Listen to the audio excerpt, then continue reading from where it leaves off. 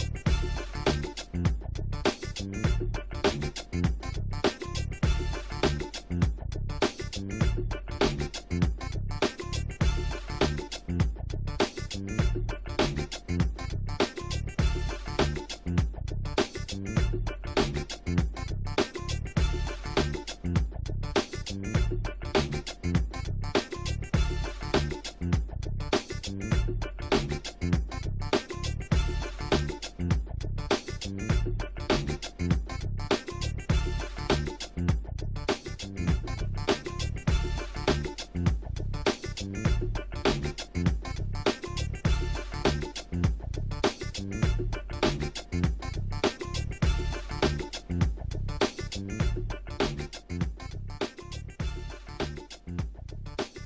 today's Monday, June 8th, 2026. Coming up on Roland Martin Unfiltered, streaming live on the Black Star Network. I'm live here in Atlanta, where Warren Dunn held his annual Celebrity Golf Classic, benefiting Warren Dunn charities. We'll hear from him talking about the great work that they're doing with families, putting them into homes, but also dealing with their physical and mental well-being as well. In Texas, the Karmelo Anthony defense rested without calling him to testify. It was a difficult day in court when the jury showed audible gasps when they saw gruesome autopsy photos of the young man that Karmelo Anthony is charged with killing. Also today, a federal court ruled that officials in Iowa cannot repurpose a scholarship specifically meant for African Americans. We'll talk to one of the attorneys involved in that particular case as well. The Marshall Project reports at least 47 suicides in solitary confinement in Mississippi over a 10-year period. We'll discuss this troubling pattern that's happening in Mississippi prisons. Also, Donald Trump continues to insult black female journalists, this time walking out of an interview with NBC's Meet the Press, Kristen Welker. He insults her on his way out as he continues to advance the lie of election fraud from 2020. Folks, it's time to bring the funk on Roland Martin Unfiltered on the Black Star Network. Let's go. He's got whatever the miss, he's on it. Whatever it is, he's got the scoop, the fact, the find. And when it breaks, he's right on time and it's rolling. Best believe he's knowing. Putting it down from sports to news to politics. With entertainment just for kicks, he's rolling. It's on go, y'all. It's Roland Martin, yeah. Rolling with Roland now. He's funky, he's fresh, he's real, the best, you know he's Roland Martin now.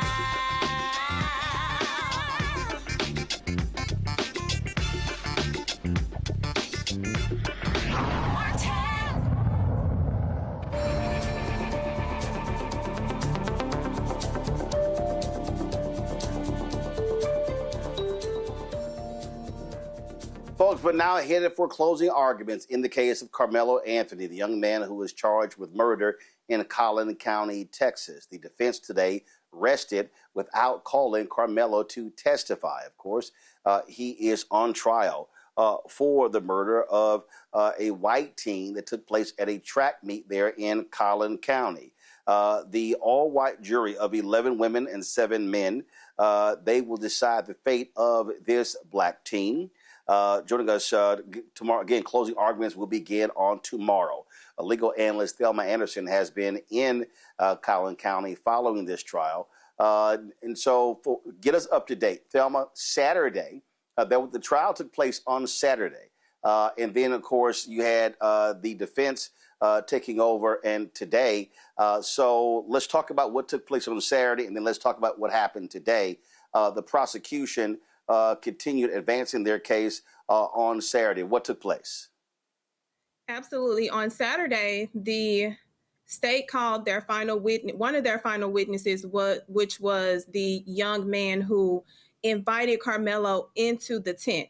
So they called, I think his name is Eddie Parra. He's a student at Memorial with the brothers Hunter and Austin. So they called him, and it was a very explosive day because he got on that stand and he completely denied that he knew Karmelo. And it was very weird that the state would allow one of their main witnesses to get on the stand and discredit themselves and allow the defense to come in and ruin their credibility by showing actual pictures of him and Karmelo at friend gatherings, at family gatherings. And he got on that stand and denied that he even knew Karmelo, which was very explosive and very bad for the state. So that was one of the things that happened today. Right. Okay, go ahead. That was one of the pivotal moments that happened on the state side, and then they ended up resting right after the defense completely ruined his credibility. And so once they rested, then the defense started their case, which the defense ended up calling a state witness who the state decided not to call, because once we heard his testimony, it was very clear he brought too much truth to the credibility of Karmelo as to why the state decided not to call this individual who was actually sitting right there, saw everything, and is the one that gave the police officers the statement that Karmelo was invited into the tent. Karmelo was not aggressive. Hunter was the aggressive one.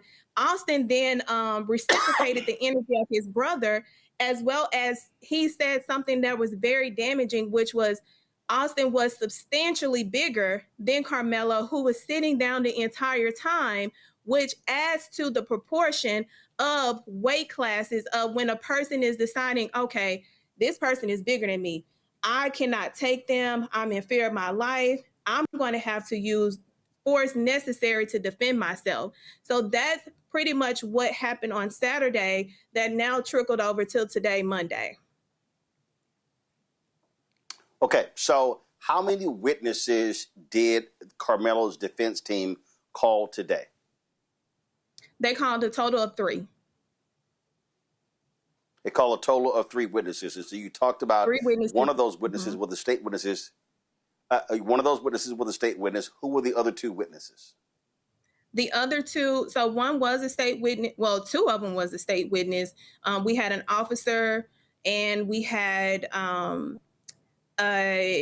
one of Karmelo's teammates that gave a statement. And then we had an individual who wouldn't be considered a state witness because he was a student at a different school, but he was there during a track meet and actually saw a physical altercation take place. All right, and so then they chose to rest. Now they head to closing arguments. And so, clearly the state believes that they've made their case. Are you surprised that Karmelo's defense team only called 3 witnesses? I'm not surprised because, as I've stated from the inception, the burden to meet each and every element is on the state, and it never shifts, even in a self-defense claim. I can tell you that throughout this particular trial, the inconsistencies from these state's witnesses was very strange, is that the defense wasn't even calling their witnesses. The state called them in order to bring out even more truth that the state, I feel like, was trying to bury in the inconsistencies to pretty much confuse the jury. I'm like, why would you risk this type of trial with such weak evidence and such weak, inconsistent statements that were not reliable? And I would add something today happened that was explosive, that we still don't know what happened. We were supposed to go back in after lunch at 12:30, but we didn't go back into 2, which there's a question of what was going on within that time frame, because it was some energy coming out of that courtroom. And we were waiting to see if Hunter was going to testify, because the defense had the ability to call that brother, which he didn't. The state didn't call him, which we know he has a lot of credibility issues. But we were waiting to see if the defense was going to call Hunter. But after that lunch and that hour-and-a-half break that added after that lunch, we are still trying to figure out what happened as to why both sides had this intensity about themselves coming outside of their courtroom. All right, then. So, again, closing arguments will be taking place tomorrow in that Collin County. And then the jury will get that case and decide the fate of Karmelo Anthony, of course, who is being tried for murder there in Collin County. Thelma Anderson, we certainly appreciate it. Thanks a lot. Thank you. Folks, we're going to go to a break. We come back, more on Roland Martin Unfiltered, including drama in Iowa. Drama in Iowa, where all these attacks on DEI, and folks decided, okay, we're going to just repurpose this money given to us for black students. And they get sued saying, wait a minute, you can't do that. You can't tell us what to do with money that was specifically earmarked for African Americans. And so we'll talk about that also. The Marshall Project details, again, nearly 50 suicides in over a decade period in Mississippi. What is going on in those Mississippi prisons? And also former NFL great Ward Dunn, who has really done a lot post his career of building homes, participating with Habitat for Humanity, helping people get into homes and providing furniture and things along those lines. Now they're expanding what they do for well-being as well as health and mental well-being. So we'll share with you what he told me here in Atlanta, where I participated in the Ward Dunn Celebrity Golf Classic. You're watching Roland Martin Unfiltered right here on the Black Star Network. All right, folks, let me tell you about Chapter. Now, if you're on Medicare or about to be, the system is not set up to work for you. Too much fine print, too many plans, and too many people making money off of your confusion. And look, we're used to this. We're no strangers to systems that don't have our best interests at heart. But we don't have to accept it when it comes to Medicare. That's why I'm telling you about Chapter. Their advisors are independent and honest. In fact, they're the only Medicare advisors that compare every plan nationwide. And they're focused on one thing: what works for you. If there's a better plan out there, they'll find it. If you're already in the right one, they'll tell you that too. There are no games. Just last year, people who switched with Chapter saved an average of $1,100. It's 20 minutes and a real person. It's completely free. My parents actually have already called. My mom sent me a text. Folks, give Chapter a call at 724-264-8281, 724-264-8281, and connect with someone you can trust.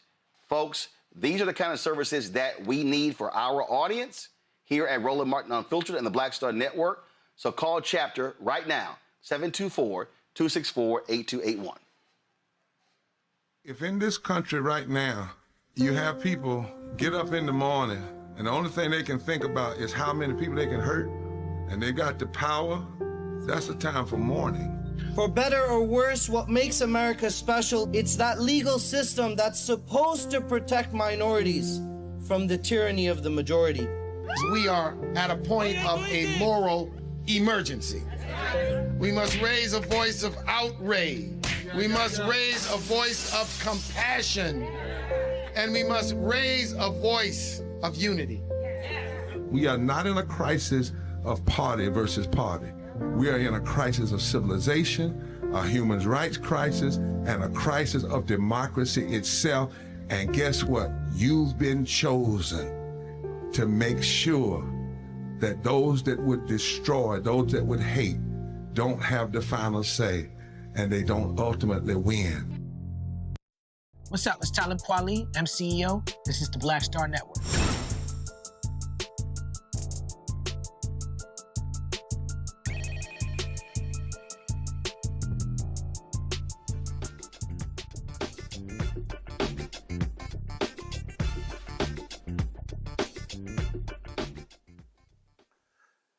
You know, there are mean-spirited, crass individuals on Capitol Hill, but there is no one in modern history who is as shameful, despicable, and pathetic as Donald Trump. All he does is show disrespect and how he degrades other people, especially journalists, especially black women journalists. This weekend, he was being interviewed by NBC's Kristen Welker for Meet the Press, and it was a contentious interview. Donald Trump continued to lie about the 2020 election. And when challenged on it, the petulant child acted as if he soiled his pants and got up angry and walked out on the interview. Watch. Billion so-called anti-weaponization fund. It was going to compensate people who say the federal government weaponized the legal system against them. It's been blocked by the courts, met with opposition from Republicans and Democrats in Congress and Democrats. Excuse me, mostly Democrats. Mostly some Democrats and some Republicans. Some. Very few Republicans. Just to be very clear, are you backing off the fund completely, as your acting Attorney General Todd Blanche has said, or are you looking for another avenue to revive so let me explain what the fund is. People have been hurt so badly by radical left lunatics that worked for the Biden administration and Sleepy Joe. They're vicious, they're violent, what they did to people. And of course, they went after me more than anybody else. They raided Mar-a-Lago and all the other things. But people have been badly hurt. They've committed suicide. They've lost their jobs. They've lost their families. They've lost their wives. They've lost everything. They've lost everything over a fake weaponization of government. Now, so let me just tell you. Are you looking for a way to revive it? Well, look, if it was up to me, I'd pay them the kind of money that they deserve. People have been destroyed. Lives have been destroyed. Many suicides. Think of it. People have committed suicide because a bunch of thugs went after them. You don't... So, me, personally, I think the weaponization fund is a great idea. And so do many other Republicans. You have to get it approved. If they get it approved, that's great. If they don't get it approved, I'd be disappointed. All right, we're going to motor through this. But you have to understand, people have been destroyed by crooked politicians, and they should be reimbursed for that. Do you think anyone who attacked police officers on January 6th should get taxpayer money? I wouldn't be inclined to say so, but I have to see it. I can tell you this, 97% of those people, you look at them, the FBI or whoever it was, because you had a lot of crooked cops, you had dirty cops. Comey was a dirty cop. Well, a guy like Bolton was a dirty cop. But there's no evidence. Wait a minute. Oh, you think Comey was a straight people cop? who pleaded guilty to assaulting police Comey officers. was a dirty cop. No, but they had people FBI. who assaulted police Listen officers. to me. They had FBI agents ushering them into the building. They had FBI go into the building. Those people walking around, they're looking always in this thing. They weren't in. They were being ushered into the building. There's no evidence. You had a bunch of dirty cops, and frankly, what they did was weaponization of our government. But sir, there's no evidence of that. More than 1,000 people. No, there's none. You know what you do? Try looking at the tapes one time. Would you take it off Look the at table? the tapes one time. But 172 people did plead guilty to assaulting police officers. You know why they pled guilty? Should they be exempt? Because they told they were going to jail funds? for 15 years if they didn't. Should they? They pled guilty because they were frightened. They went down. They were ushered into a building. Many of them were arrested without even going into the building. You'd be okay with them receiving taxpayer dollars? The people were destroyed by dirty cops and by weaponization. Many of those people should be compensated. Now, with that being said, as I understand it, the weaponization fund was going to set up a group of people, people that could be picked by anybody, fair people, smart people, and they will go on an individual case basis. Okay. Now, I don't know what's going to happen with the weaponization fund.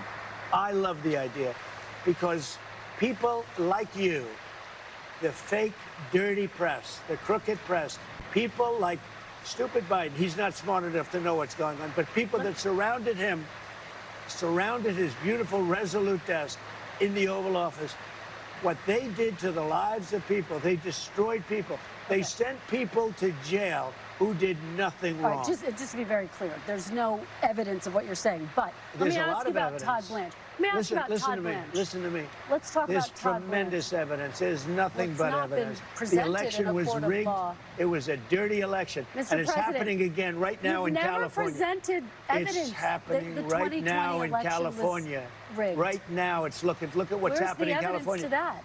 It's the 4 Republicans days. are doing well in California. It's no, they're not. They're dropping fast because it's a rigged election. Let me tell you, it's 4 days, and they aren't even close to coming up with. That's how they count You know the why votes they're doing in that? Because they're cheating on the election.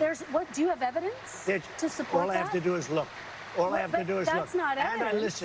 And I listen to people, and let's see what happens. But sir, that's not evidence. Do you think it's appropriate? That's how they count the votes in Do you California. think it's appropriate that they have an election and 5 days later they're nowhere close to picking a winner? State and local officials acknowledge they are slow. They're urging. No, they're crooked. They're urging the votes to be counted quickly. That's how they vote in California. They're crooked, just like you're crooked. Your press is crooked, and Meet the Press is crooked. To be fair, I'm not crooked, but let's Really? Let's Well, continue. you play right into their hands. Then. Let's continue. You're either crooked or you're stupid.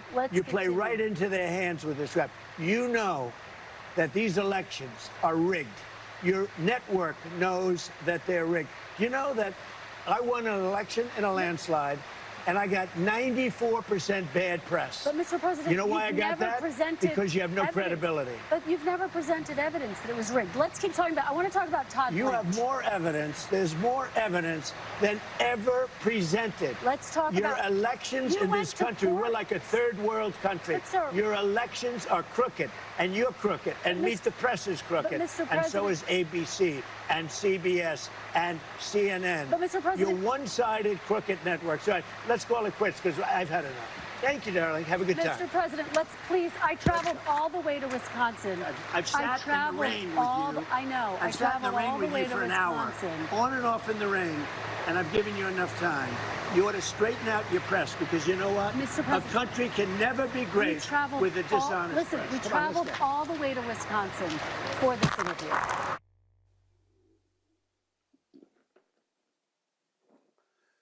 My panel, Dr. Ome Congo Debenga Sr., Professor of Lecture, School of International Service, American University, author of Lies About Black People, How to Combat Racism, joining us from D.C. Dr. Derek Jackson, Georgia State Representative out of Atlanta. Glad to have both of you here. Let's just be real clear, Ome Congo. He is a decrepit individual. He has no bottom. And let's just be honest.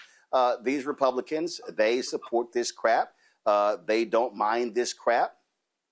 They don't care how he treats people, abuses people, and he's just a shameful individual.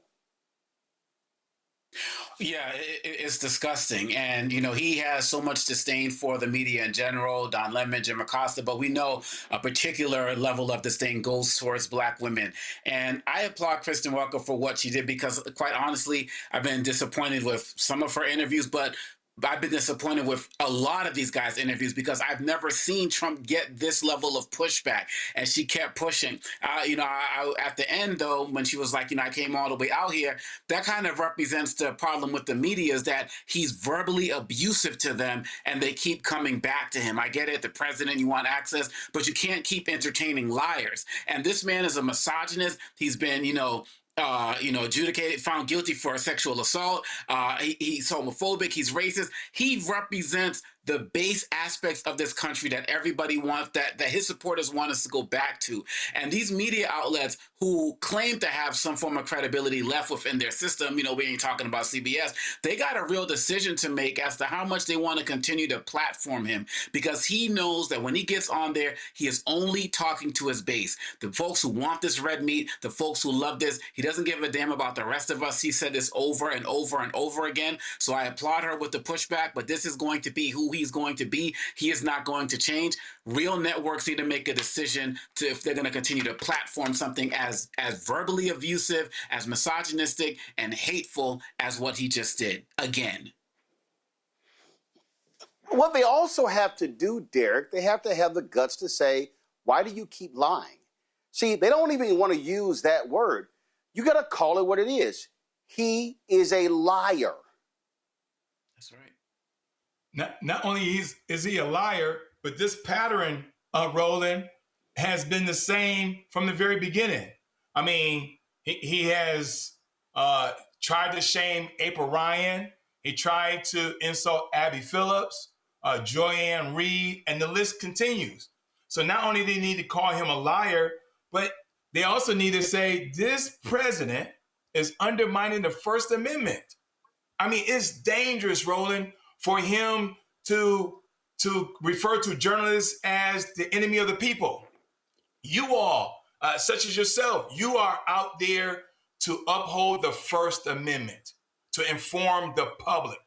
And so when you have someone that's using this bully pulpit to refer to those who are in your industry as enemy of the people and fake news and liars and crooked, somebody else is listening to that, Roland. And those individuals may, put your life and other journalists' lives at stake. And so we have to make sure that we're painting the right picture. And the picture is this, to Dr. Omekongo's point. This is a pattern, and this is who he is. And we have to stop whitewashing the information when it comes to Donald Trump.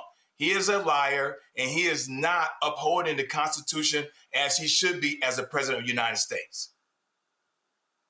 He is really a despicable individual, and I'm telling you right now, if I was sitting across from him, I would simply say, "You're lying.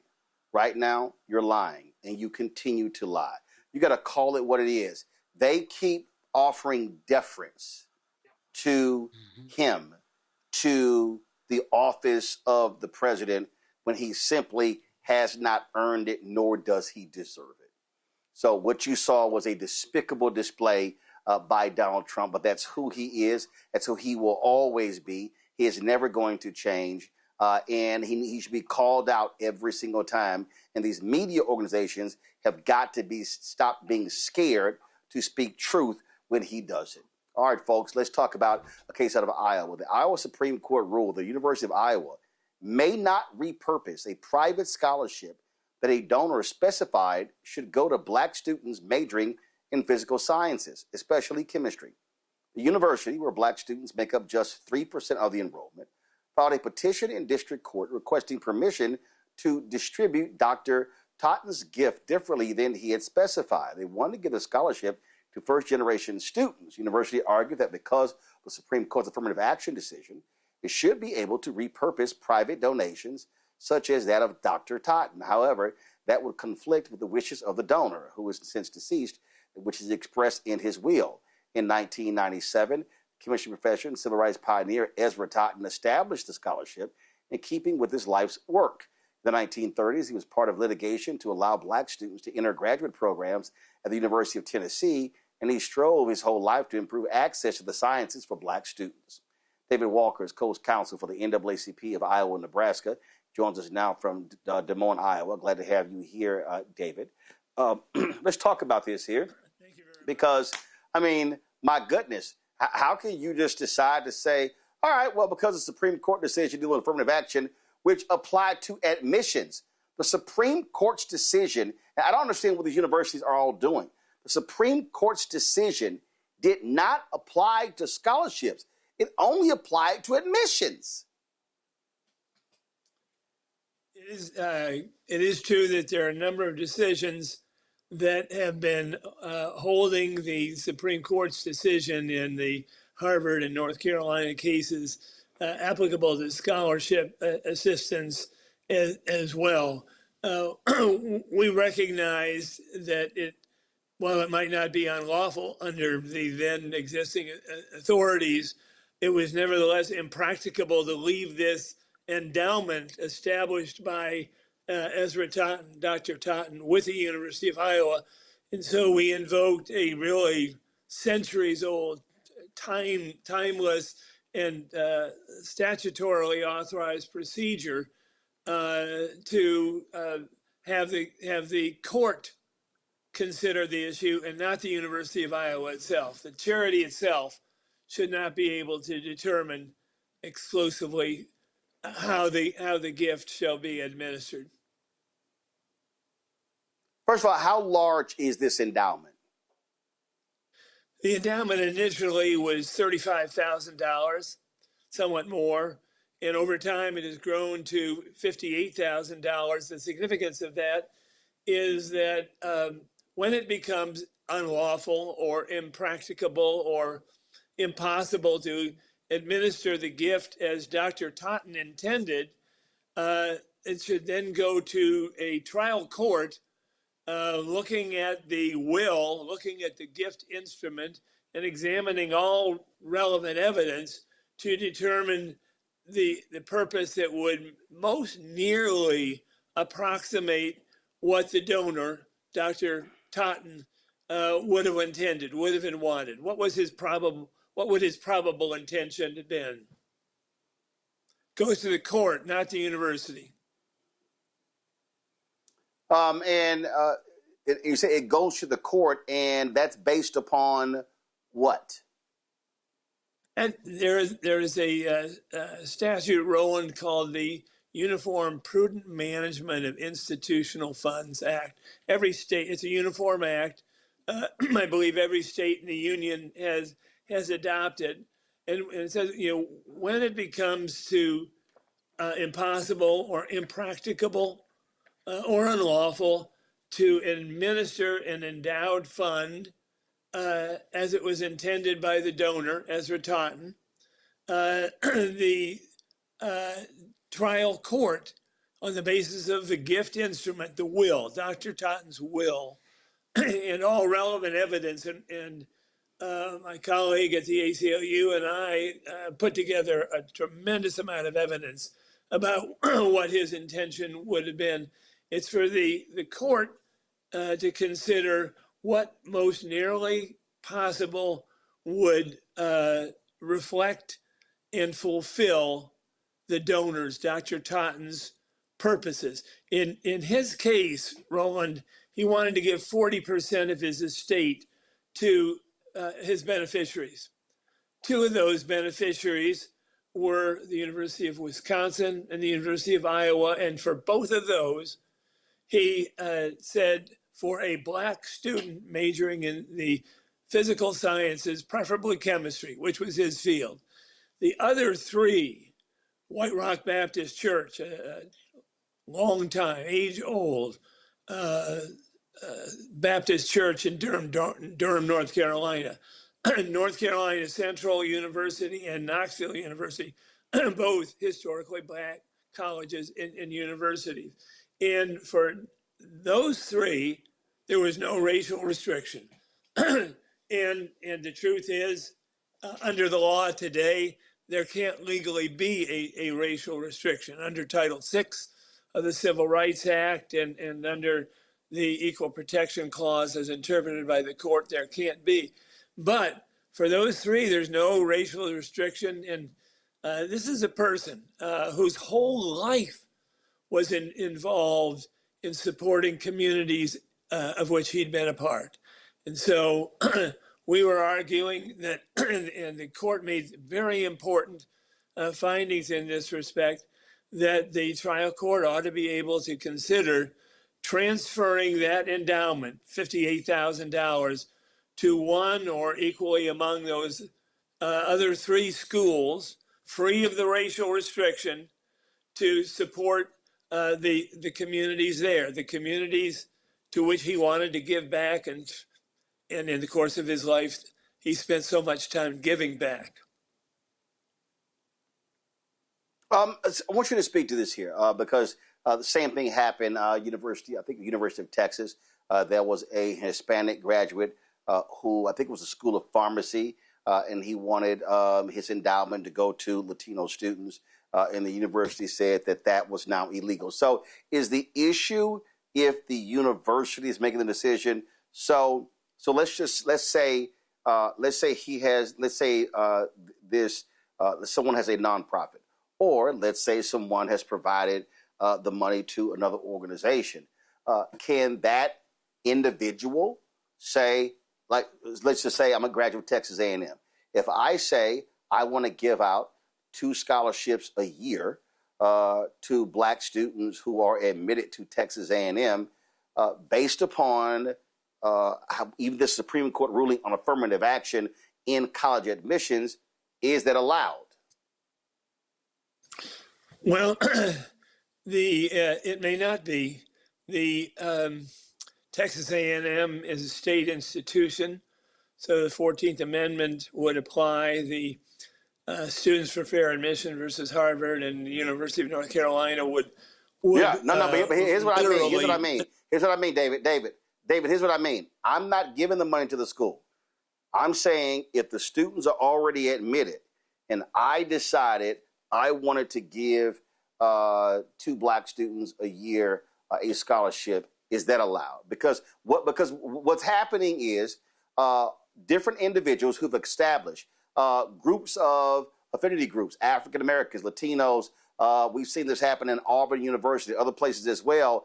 So we have existing scholarships that have been created for this purpose that now are in jeopardy. So the question then becomes, okay, how do we, if we're still trying to emphasize and want to provide economic resources to expand diversity at these institutions, then if the former student association, if the alumni association, if the school itself can't do this, then can an external group still do this, provided that they're the ones providing the scholarship and not the institution? I believe that you'd be able to give the money to those two individuals who made it aware that they'd been admitted to Texas A&M and were African American students, and you chose to give your money to them. That would be perfectly fine. Here's what was happening in the Iowa case. The University of Iowa was trying to repurpose the gift from African American students to first generation students. Now, let me give some background on that, because nationally there are twice as many first generation students as there are African American students, and at the University of Iowa the difference is even greater. 3 or 4% of University of Iowa is African American, and several times that is first generation students. But here's what's also true. This is a question under the law for a court to decide. And if you look at Ezra Totten's life, everything he did, from beginning as a kid in Sedalia, North Carolina, working with his father and his siblings, helped out other people in the community, people in farm, people in small business. He went to a segregated school in Sedalia, and as he obtained his master's and his doctorate and became chair at North Carolina Central University, he worked on behalf of all of their students. North Carolina Central University is not racially restricted. It's got probably about 20% non-African American, I think 11 or 12% white, 11 or 12% Hispanic, 2 to 3%, others, Asian, Native American, and the like. And what the court, importantly, in the Iowa case said to the University of Iowa and to the Attorney General, you have to appoint somebody who's going to represent Ezra Totten's intent, because the law requires that we, as best as possible, approximate, fulfill his probable intention, his charitable purposes in light of the will, in light of what his attorney communicated, in light of all the evidence about his life. And it is clear that the University of Iowa had nobody representing Ezra Totten's individual intentions. And here's what the court also said is, for God's sakes, if you're going to look at Ezra Totten's probable intention, his charitable purposes, you have to look at the will. And the University of Iowa never introduced Ezra Totten's will into the trial court when it sought modification or repurposing to first generation students. And the court said that was an error. Now, here is an important point. The law in the act that I mentioned, authorizes a modification, and the modification may include transfer of the funds to another institution. And important points here, he named 3 other institutions with rich, historic Black communities that contained no prohibited racial restriction, to which that endowment might be transferred free of a challengeable racial restriction. And so that will be something for the trial court on remand. Sometimes, Roland, in a bequest, as in this case, there are explicit and implicit purposes.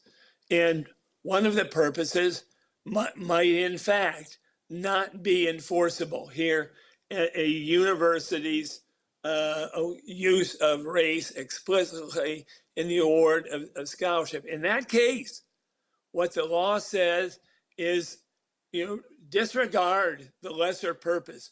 What was the larger purpose? The larger purpose was somebody like you wanting to give back to the community of which you've been a part, which has supported you in your upbringing and in your family and in hard times or whatever. And to enable that gift to be made to fulfill the larger purposes, which the ACLU and the NAACP, which I was a co-counsel with Rita Bettis-Austin, a terrific legal director for the ACLU of Iowa. In that case, a lot, transferring the money to one of the historically Black recipients of his scholarship would fulfill his larger purposes to support that university. That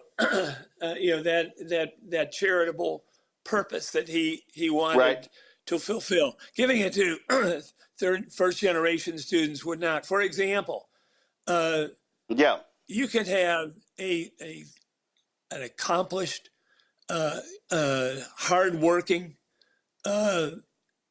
financially in need African American student, one or both of whose parents had gone to college but had passed away. Something terrible had happened. They were no longer in the picture. He would not qualify for Ezra Totten's scholarship. That seems wrong, especially given the numbers and the dilutive effect that would be evident in this case, given the number. Twice as many first generation students nationally as African American students, many times that at the University of Iowa.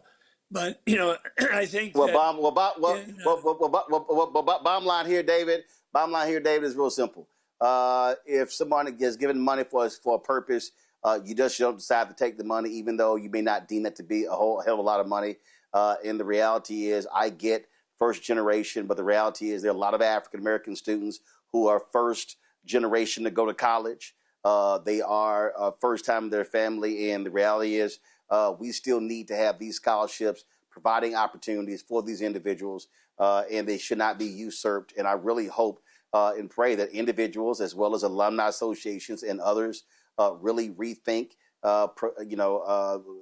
providing their money to these state institutions in light of these folks. And again, I believe what they are doing is there's an overreach when it comes to this decision.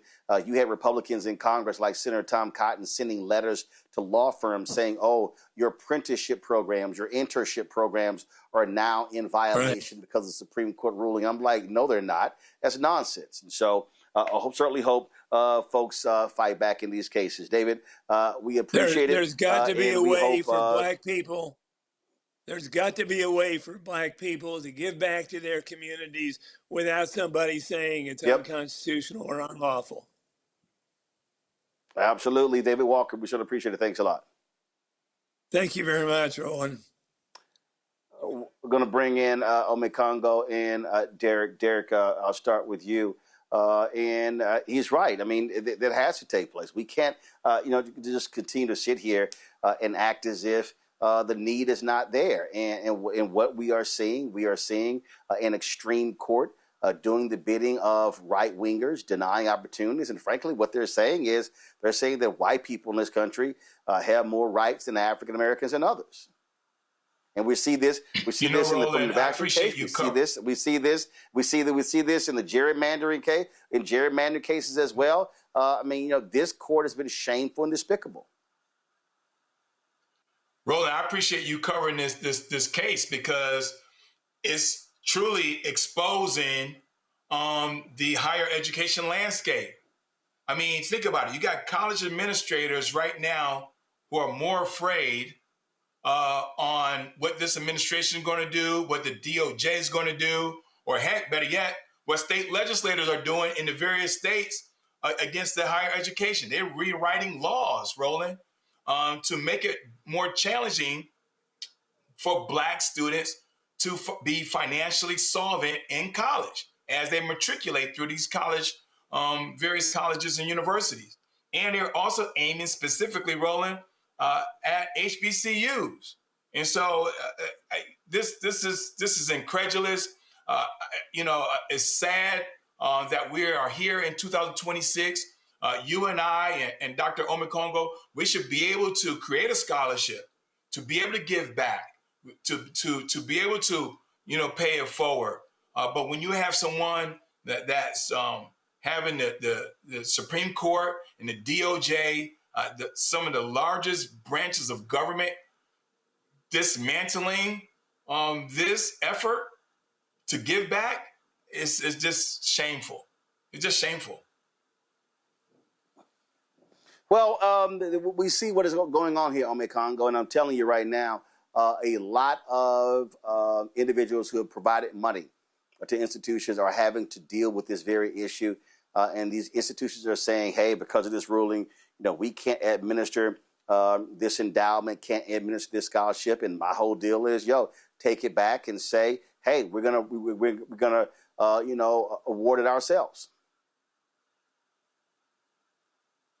My daughter just graduated high school, valedictorian, and wants to do chemistry in college. And, we're seeing, and I have another daughter who's a rising junior in college, money drying up in different places. Scholarships like this that were available are no longer available. And this is, and going back to what you said in the beginning of your interview with Mr. Walker, it's like that Supreme Court decision was about admissions, but it's like they're taking it and applying it to every other aspect, because this is what these schools, some of these schools and some of these leaders have always wanted to do.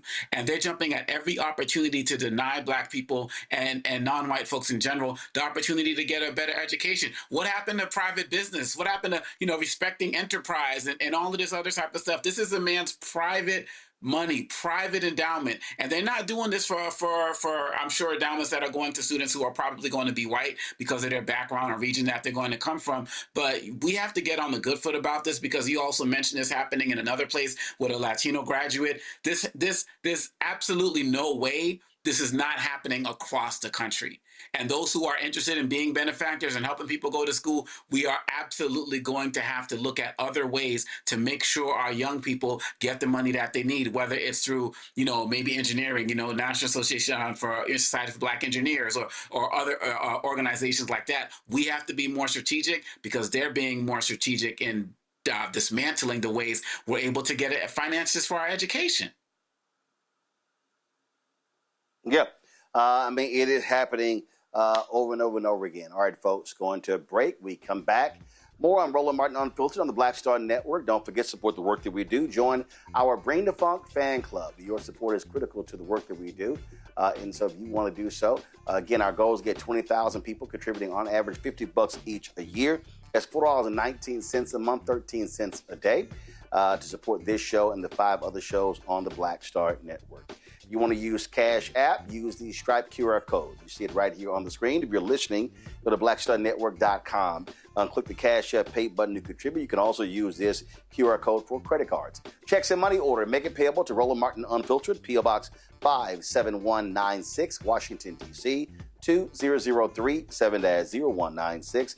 PayPal's R Martin Unfiltered, Venmo RM Unfiltered, Zelle Roland at RolandSMartin.com, Roland at RolandMartinUnfiltered.com. We'll be right back. All right, folks, let me tell you about Chapter. Now, if you're on Medicare or about to be, the system is not set up to work for you. Too much fine print, too many plans, and too many people making money off of your confusion. And look, we're used to this. We're no strangers to systems that don't have our best interests at heart. But we don't have to accept it when it comes to Medicare. That's why I'm telling you about Chapter. Their advisors are independent and honest. In fact, they're the only Medicare advisors that compare every plan nationwide. And they're focused on one thing: what works for you. If there's a better plan out there, they'll find it. If you're already in the right one, they'll tell you that too. There are no games. Just last year, people who switched with Chapter saved an average of $1,100. It's 20 minutes and a real person. It's completely free. My parents actually have already called. My mom sent me a text. Folks, give Chapter a call at 724-264-8281, 724-264-8281, and connect with someone you can trust. Folks, these are the kind of services that we need for our audience here at Roland Martin Unfiltered and the Black Star Network. So call Chapter right now, 724-264-8281. I'm Mark Morial, President and CEO of the National Urban League, and I'm watching the Black Star Network.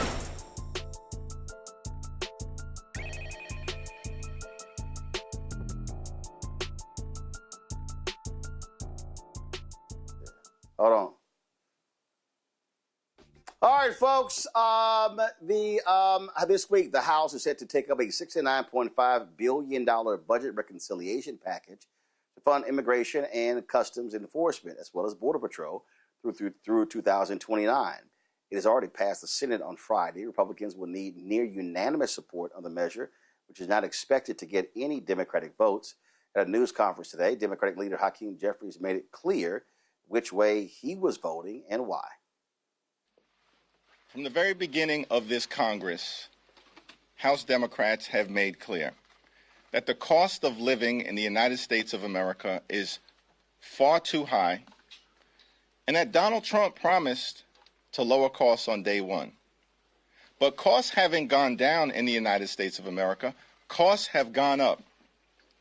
Grocery prices are too high. Housing costs are too high. Healthcare costs are too high. Utility bills are too high. Gas prices are out of control. America is far too expensive. And Donald Trump hasn't made the situation better.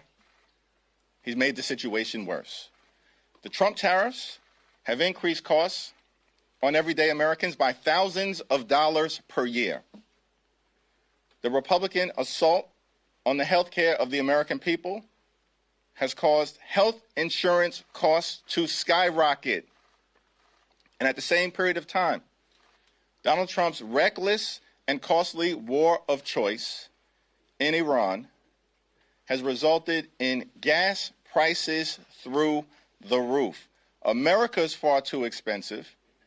There are far too many people in this country who are working hard, they're playing by the rules, but they're unable to thrive and they can barely survive.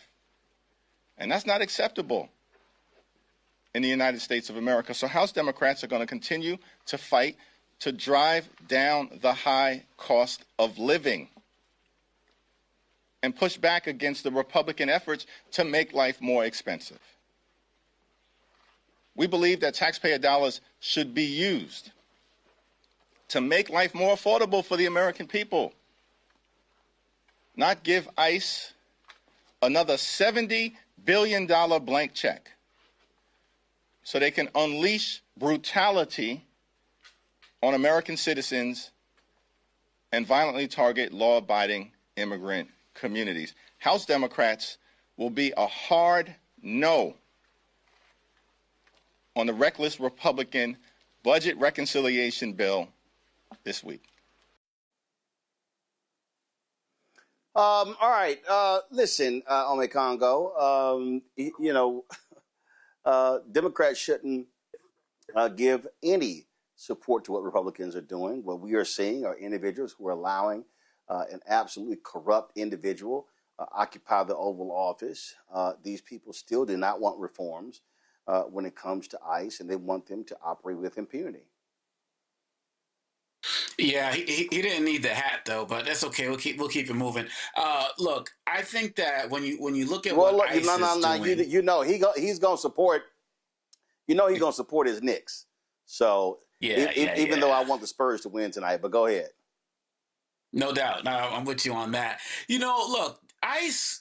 How much more do they need? First of all, I mean, even during the last shutdown, they were still getting money that was appropriated. These guys, they're so wealthy right now, like they're buying airplanes with like bars, on the planes. How much more money do they need? And I'll be honest, Roland, like I appreciate what Jeffries is saying, but I'm not fully convinced that one or two Democrats. I mean, when he leans in hard, Democrats tend to follow him and whatnot, but I wouldn't be surprised if some broke. But really, at the end of the day, this is a vote that's going to just keep all Republicans on record as we go into the midterms. Nothing has happened that has made ICE more popular since Trump got in, since Holman was doing his thing, since Mark Wayne Mullen took over. Nothing's changed. Everybody thought, well, since Kristi Noem was going to leave, that people are going to not care about ICE anymore. So my thing is, let them vote.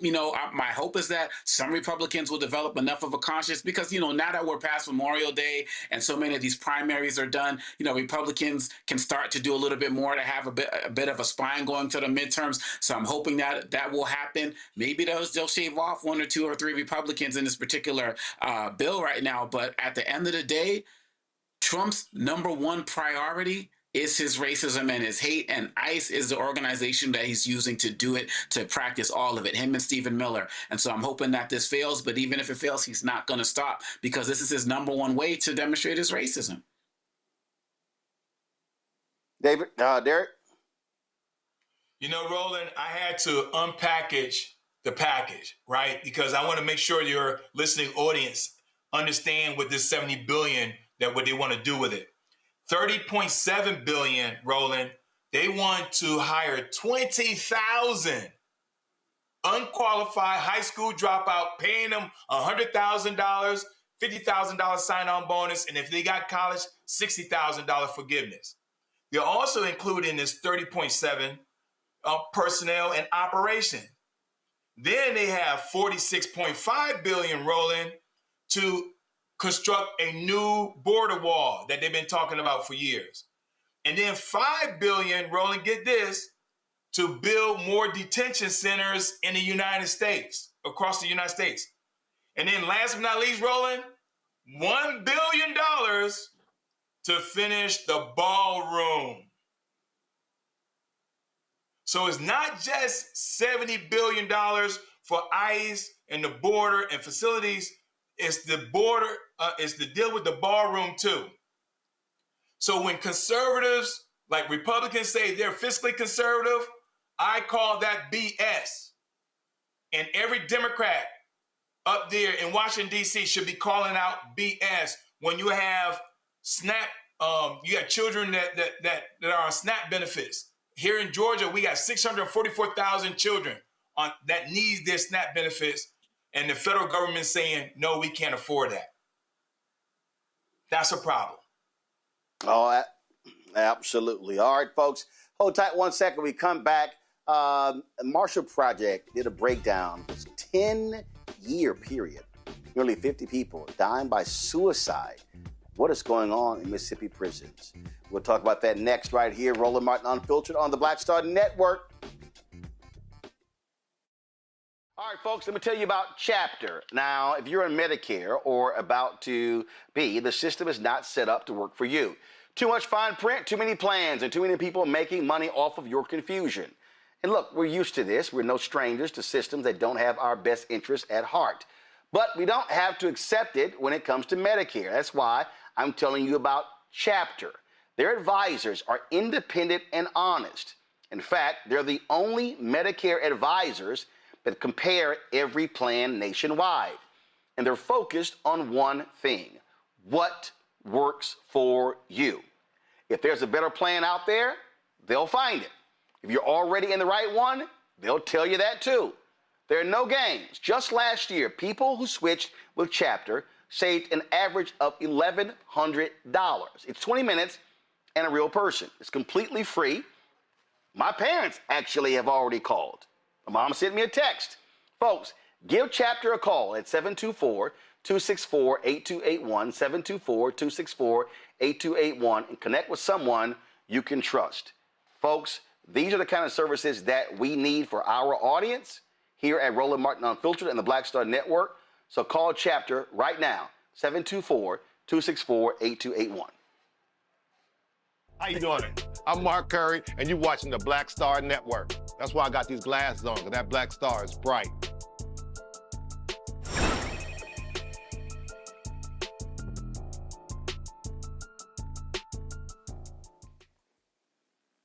Folks, at least 47 people have died by suicide while in restrictive housing units in Mississippi's prisons between 2015 and 2025. That's according to a new joint investigative report by the Marshall Project, Mississippi Today, and the Clarion Ledger. The investigation, which looked into a decade of Mississippi prison records, included several disturbing findings, including that nearly 75% of all suicides inside Mississippi prisons occurred in so-called restricted housing units, commonly known as solitary confinement, where well-being checks are supposed to be conducted more often.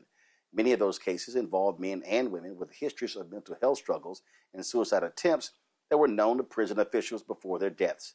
Joining us now is one of the reporters behind the piece, Daja Henry, staff writer for the Marshall Project. Daja, glad to have you here. So let's talk about this here. I mean, we've had previous reporting on what's going on in Mississippi prisons. In fact, when Kristen Clark led the Civil Rights Division of the Department of Justice, they were investigating Mississippi prisons. These prisons have been brutal for decades. And what the hell does Governor Tate Reeves and others say about what's happening in that state? Deja, and thank you for having me. But prison deaths are not very high priority in the state.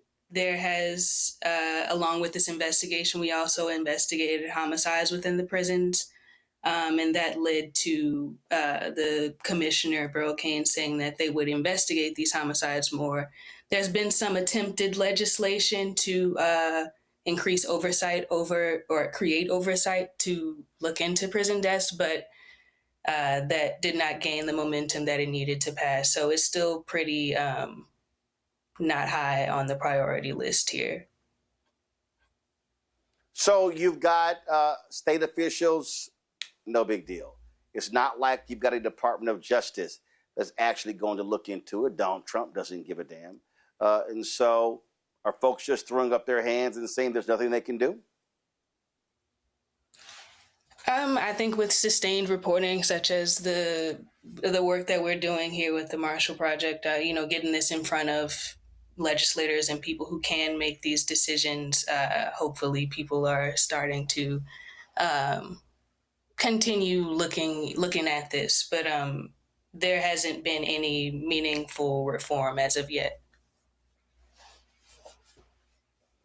And so who is leading this? Is it Mississippi Black Caucus? Who's actually showing on a political level that they actually care about this issue? This past legislative session, there was a representative, Becky Curry. She's a Republican legislator here and chairs the House Corrections Committee. And she introduced this legislation that would create oversight into prisons, along with the suicides I mentioned before. Homicides have been a problem here in the prisons, and after seeing these alarming findings, of course, she kind of led that charge to try and get some oversight and get people looking into the prison deaths. Questions from my panel. Derek, U.S. State Representative. This is something that state officials should care about. Just because folks are in prison doesn't mean they're no longer humans. I absolutely agree with you, Roland. I mean, we got our fair share of challenges here in Georgia. And my question, when you think about 75% of Mississippi deaths by way of suicide by those who have spent, get this, 515 days in solitary confinement in Mississippi. 515 days. Is there something that we can call upon, a call to action? Georgia is the largest Black caucus in the United States, but what can we do to help Mississippi in this effort? Because if we help Mississippi, we'll help Georgia too, because we got the same challenges. Right. I'm not in the place to speak from an advocacy standpoint, but just thinking about that, like the numbers you mentioned, there has been legislation across the country introduced to limit solitary confinement. So looking at what other states have done. But there is, as you mentioned, that number that you mentioned was from a Department of Justice investigation into Parchman, one of the prisons here, that people in restrictive housing spent an average of 515 days there. The National Commission on Correctional Health Care says that solitary confinement should never exceed more than 15 days. So you have such a huge difference in what should happen or what is like what's the standard and what is not happening. And so I think one looking at continuing to place the spotlight on this and also to look at what other places have done. There have been some, not only in the legislation limiting solitary confinement, some places have also introduced things that would create oversight to review prison deaths. And so that like having someone who is looking into why people are dying. Congo. Well, thank you so much for your incredible work and research. I'm thinking about the law enforcement idea of, suicide by cop when, somebody raises a gun to the police and they know that they're going to get shot because they've done so. Do you find situations like that happening given this solitary confinement? You're saying it's not supposed to be more than 15 days. You and Representative Johnson are talking about it's over 500 days. It's like you can almost predict the natural result of what would happen by keeping somebody like that. So isn't that kind of another type of suicide by prison guard type of mindset here? Interestingly enough, I would say yes and no. So one of the things that we find more commonly is that there is a lack of presence from corrections officers in solitary confinement. And so you see that in the Mississippi Department of Corrections policy, people who are in restrictive housing should be checked on more frequently than people in the general population. But because of things like understaffing in the prisons, they are largely unsupervised and sometimes may even not be checked on less. So we have, even in some cases, some people who have died by suicide, they weren't found for hours. Rigor mortis has set in by the time that their bodies were found. And so, it's kind of opposite on that aspect. But yes, these are torturous conditions that people are in, that there is a large body of research saying this is harmful and heightens the risk of suicide, worsens mental health conditions. And, when you keep people under these conditions, what is expected to happen? Mm-hmm. All right. Thank you. All right, then. Deja, tell people where they can actually check out the reporting. Yes, this investigation can be found at themarshallproject.org and MississippiToday.org. All right, then. Well, we surely appreciate it. Thank you so very much. Thank you. All right, folks, go to a break. We come back. Black Star Network headlines with Brittany Noble, and we'll also share with you what's happening in the LA mayoral race, and, of course, hear from Ward Dunn. We're talking about what his foundation and their Celebrity Golf Classic and what the money is going to be raised for. You're watching Roland Martin Unfiltered right here on the Black Star Network. All right, folks, let me tell you about Chapter. Now, if you're on Medicare or about to be, the system is not set up to work for you. Too much fine print, too many plans, and too many people making money off of your confusion. And look, we're used to this. We're no strangers to systems that don't have our best interests at heart. But we don't have to accept it when it comes to Medicare. That's why I'm telling you about Chapter. Their advisors are independent and honest. In fact, they're the only Medicare advisors that compare every plan nationwide. And they're focused on one thing: what works for you. If there's a better plan out there, they'll find it. If you're already in the right one, they'll tell you that too. There are no games. Just last year, people who switched with Chapter saved an average of $1,100. It's 20 minutes and a real person. It's completely free. My parents actually have already called. My mom sent me a text. Folks, give Chapter a call at 724-264-8281, 724-264-8281, and connect with someone you can trust. Folks, these are the kind of services that we need for our audience here at Roland Martin Unfiltered and the Black Star Network. So call Chapter right now, 724-264-8281. Hi, I'm Swing Cash, Basketball Hall of Famer, and you're watching Black Star Network.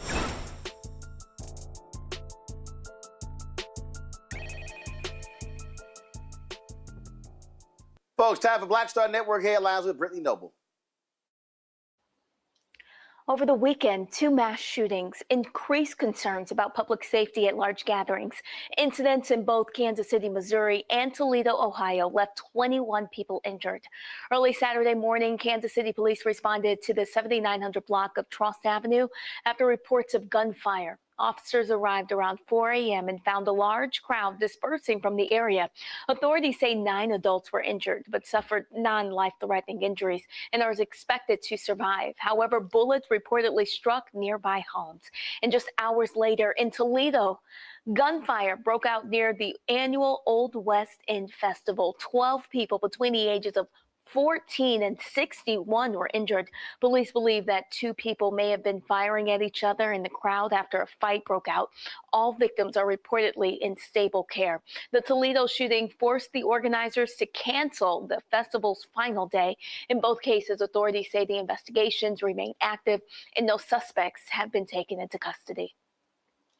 A black man from North Carolina has been released after spending more than 50 days in jail for being wrongly identified as a suspect in the crime that occurred in Florida. Jaleel Richardson was charged with vehicle theft in connection with an incident in Jacksonville in April of 2025. A sheriff's deputy used AI technology to identify Richardson as an 85% match to a person captured in surveillance footage from a nearby Publix store. Will the state attorney's office stand that the identification, along with 2 eyewitness accounts, was sufficient to establish probable cause for Richardson's arrest? Prosecutors later dropped the case when evidence revealed that he was, in fact, hundreds of miles away in North Carolina at his job at the time of the crime. Richardson has described his experience as racial profiling, stating that the arrest cost him his job, his home, and custody of his children. There was no proper investigation done to even reach out to me or to see if I was even in Florida. And I sat in there for over 50 days in the most worst jail ever. I'm not sure how I'm gonna bounce back from this one, you know. It's a lot. I'm just taking it one day at a time. According to the Electronic Frontier Foundation, Richardson is believed to be at least the 14th person in the United States wrongfully arrested due to facial recognition misidentification. A lawsuit is currently attempting to block a UFC Fight Night event scheduled to take place at the White House. The lawsuit was filed by 2 Virginia residents who argue that the event is unlawful under national park regulations. They also contend that Trump stands to gain financially from the event because of his ownership stake in the UFC's parent company. Despite the legal challenge, the White House intends to proceed with the event on June 14th and has labeled the lawsuit as baseless and dilatory. A flesh-eating parasite that has been eradicated over 40 years ago has reappeared in cattle in Texas. On June 3rd, the Agriculture Department announced the detection of the New World screwworm in a calf in the state, with a second case confirmed just 2 days later. The parasite targets warm-blooded animals by laying its eggs in the open wounds. Once the larvae hatch, they consume living tissue and can be fatal if not treated promptly. The screwworm was successfully eradicated in 1982 through the release of millions of sterile flies, which prevented the species from reproducing. In response to this resurgence, federal officials are once again employing the same strategy to curb the parasite spread. The USDA is investing $750 million in a new facility in Texas that will produce hundreds of millions of sterile flies each week. Experts caution that a widespread outbreak could lead to nearly $2 billion in annual losses for Texas livestock producers due to animal losses, treatment costs, and additional labor. A jury awards $13 million to the family of a Star Trek star in a wrongful death lawsuit. Nichelle Nichols was widely recognized for her role as Lieutenant Aurora.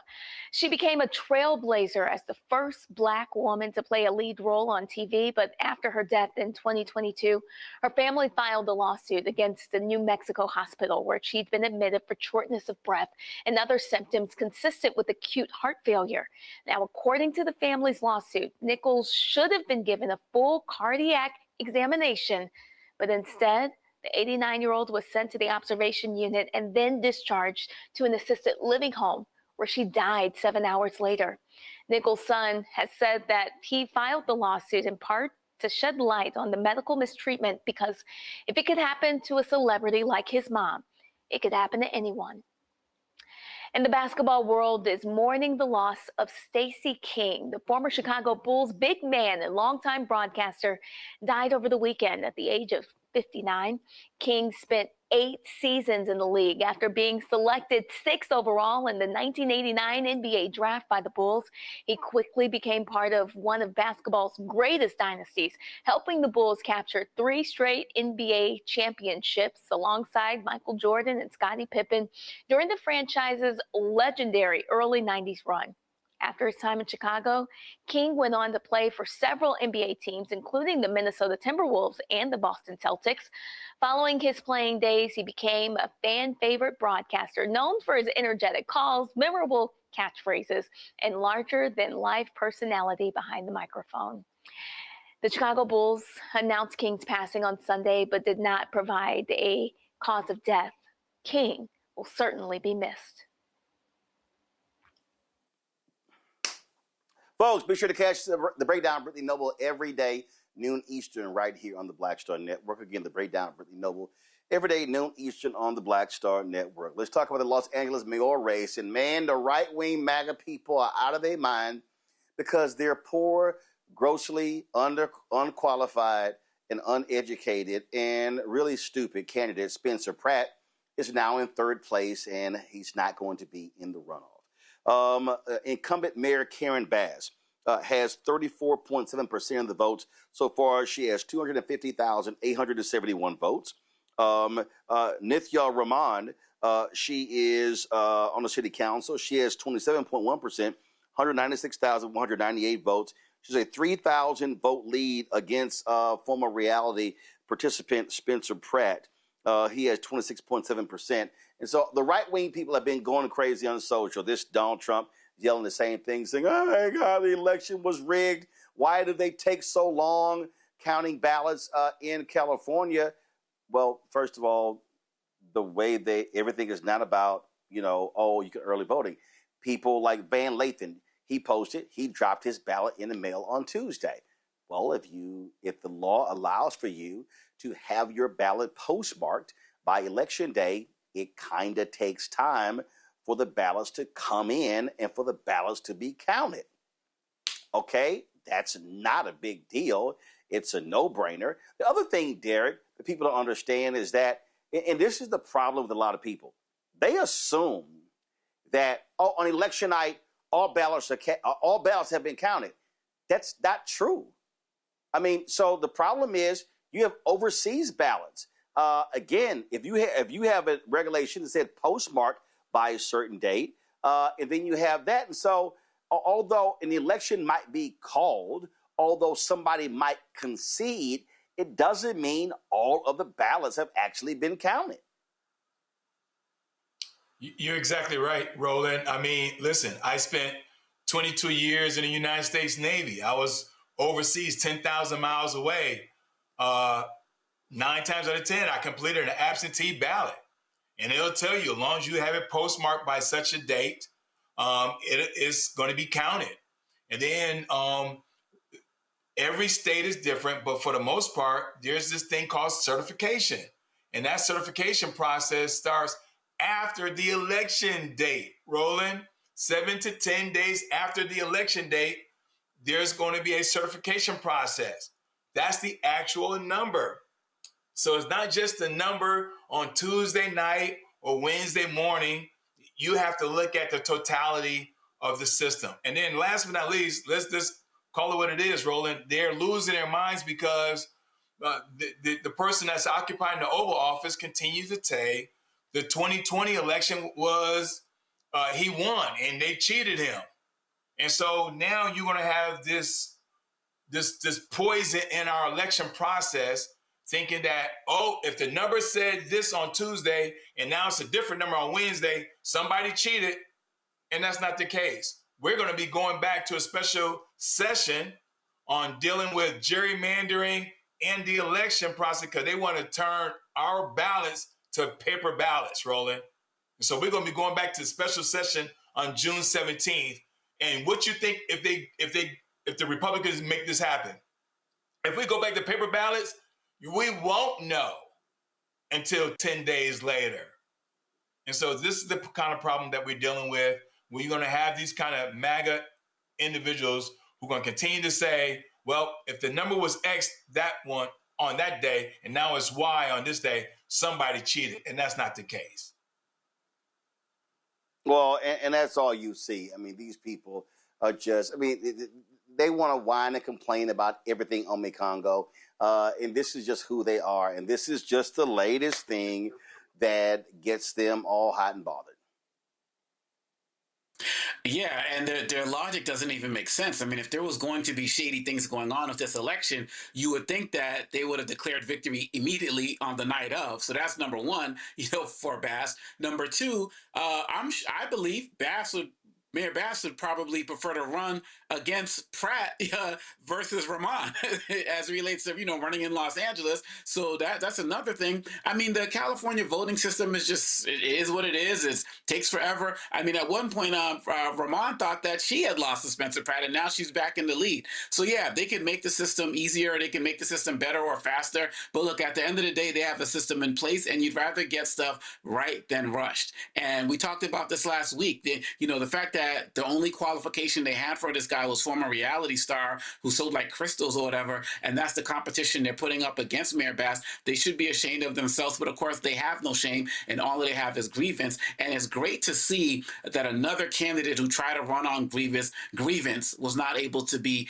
successful, and he should have never got the amount of votes that he got in the first place, but here we are.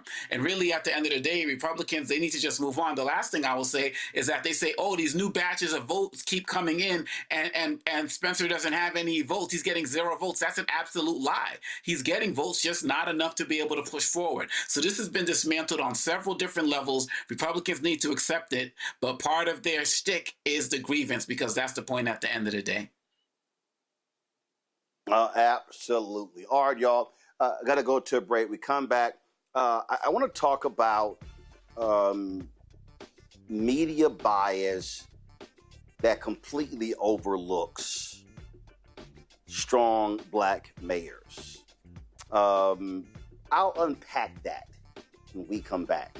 Roland Martin Unfiltered on the Black Star Network. Don't forget, join our Bring the Funk fan club. Your support from our fans are critical to our success, folks. We have plans to broadcast across this country, especially in the fall. We want to be in these battleground states. We want to be in Ohio. We want to be in Kentucky, North Carolina, Georgia, Texas, Florida. The reality is, it takes money to be able to broadcast all across the country. So when you join our Bring the Funk fan club, you are defraying those costs. If 20,000 people on average give at least $50 each, that's $1 million a year. That really helps us out when it comes to pay for the things that we want to cover. And so if we want you to do so, if you have not joined, please do so. If you have joined and you have not re-upped your donation, please do so. And listen, if you can't give $50, if you can give less, we appreciate that. If you can give more, we appreciate that as well.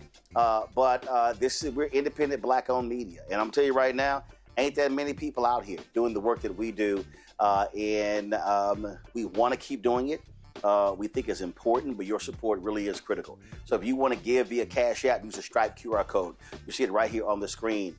Just click the Cash App pay button to contribute. This is for credit cards as well. If you're listening, please go to blackstarnetwork.com for instructions on how to give. Checks and money order. Make it payable to Roland Martin Unfiltered. P.O. Box 57196. Washington, D.C. 20037-0196. PayPal's R. Martin Unfiltered. Venmo's RM Unfiltered. Zelle, Roland at RolandSMartin.com. Roland at RolandMartinUnfiltered.com. We'll be right back. All right, folks, let me tell you about Chapter. Now, if you're on Medicare or about to be, the system is not set up to work for you. Too much fine print, too many plans, and too many people making money off of your confusion. And look, we're used to this. We're no strangers to systems that don't have our best interests at heart. But we don't have to accept it when it comes to Medicare. That's why I'm telling you about Chapter. Their advisors are independent and honest. In fact, they're the only Medicare advisors that compare every plan nationwide. And they're focused on one thing: what works for you.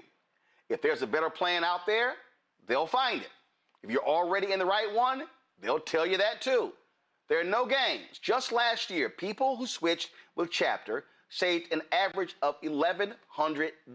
It's 20 minutes and a real person. It's completely free. My parents actually have already called. My mom sent me a text. Folks, give Chapter a call at 724-264-8281, 724-264-8281, and connect with someone you can trust. Folks, these are the kind of services that we need for our audience here at Roland Martin Unfiltered and the Black Star Network.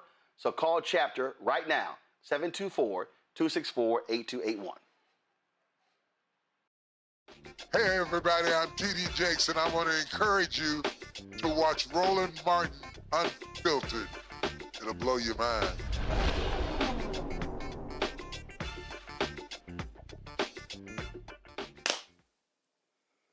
You know, folks, I really do hate listening to mainstream national media. Some call them lamestream.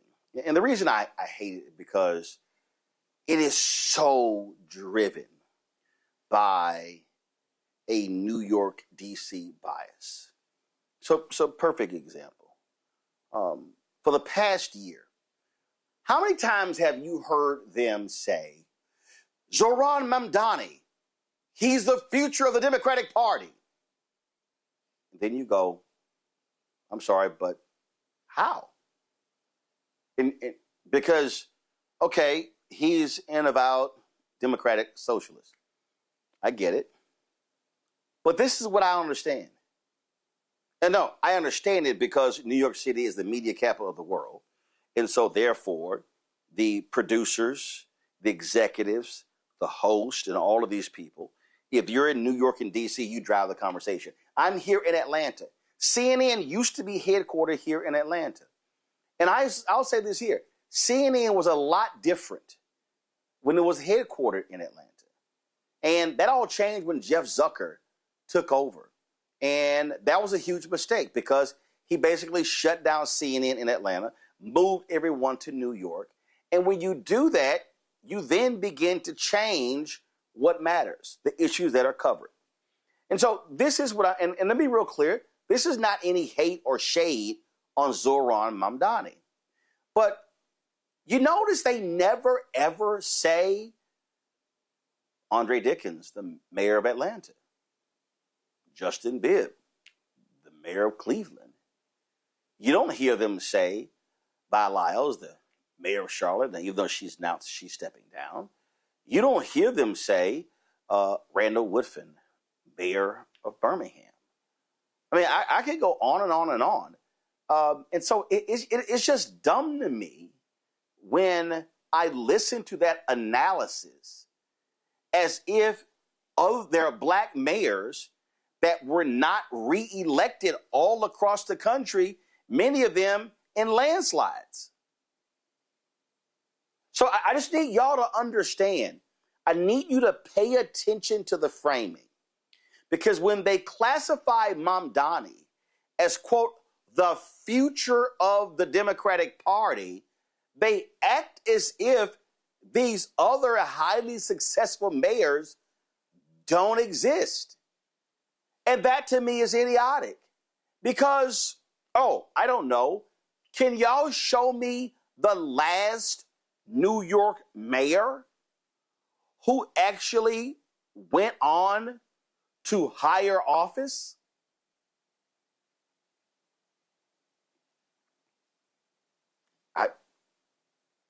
Matter of fact, if I had to sit here and